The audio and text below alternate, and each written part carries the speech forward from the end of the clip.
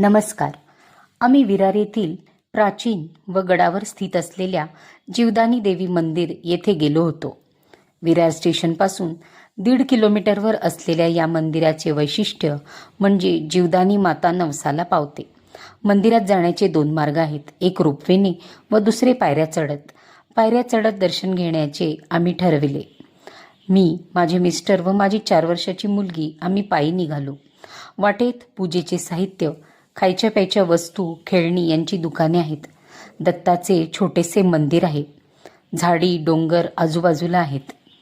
एकूण 1400 पायऱ्या आहेत. अधूनमधून दम लागत होता. थोडा वेळ बसून पुढे जात होतो. पायऱ्या चढून स्वतःला कष्ट होऊन देवीचे दर्शन घेण्याची एक वेगळीच मजा आहे. फायनली आम्ही गडावर पोहोचलो. देवीच्या प्रसन्न मूर्तीचे दर्शन घेतल्यावर 1400 पायऱ्या चढल्याचा क्षीण सगळा निघून गेला. मन प्रसन्न व शांत झाले. आता थोडे मंदिराच्या इतिहासाबद्दल जाणून घेऊ. असे म्हणतात की पांडवांच्या वनवासात त्यांनी येथे वास्तव्य केले होते. गुहा बांधून हे मंदिर बांधले. 17व्या शतकात येथे जीवदान किल्ला होता. त्याचे अवशेष आजही दिसतात. पेशवे चिमाजी अप्पा यांनी हा किल्ला जिंकला होता. जीवनदान देणारी औषधी इथे डोंगरावर मिळत होती, म्हणून जीवदानी देवी हे नाव मिळाले. 51 शक्तिपीठांपैकी हे एक मंदिर आहे. गडावर छोटी मंदिरे जसे काळभैरव, महाकाली, वाघोबा, श्रीकृष्ण गुहा, कामधेनू ही मंदिरे आहेत. दर्शन झाल्यावर गडावरून सुंदर दृश्य बघत होतो. संपूर्ण विरार इथून दिसतो.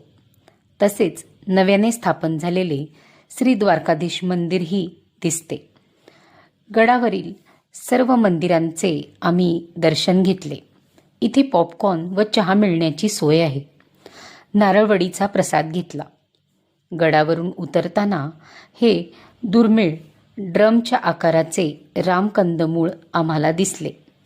कधी टेस्ट केले नाही, पण आरोग्याला चांगले असते असे म्हणतात. पायऱ्या उतरताना एक प्रकारचे समाधान होते.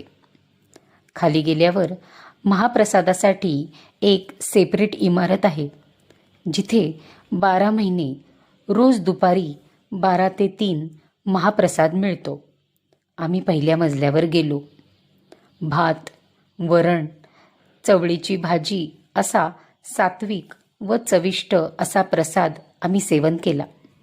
विरारमध्ये असून सुद्धा देवीच्या दर्शनाचा योग येत नव्हता, पण शेवटी देवीने आम्हाला बोलवले. जीवदानी माता सर्वांच्या आयुष्यातील कष्ट दूर करो व सगळ्यांना सुख समृद्धी लाभो, हीच देवीच्या चरणी प्रार्थना. व्हिडिओ शेवटपर्यंत बघितल्याबद्दल धन्यवाद.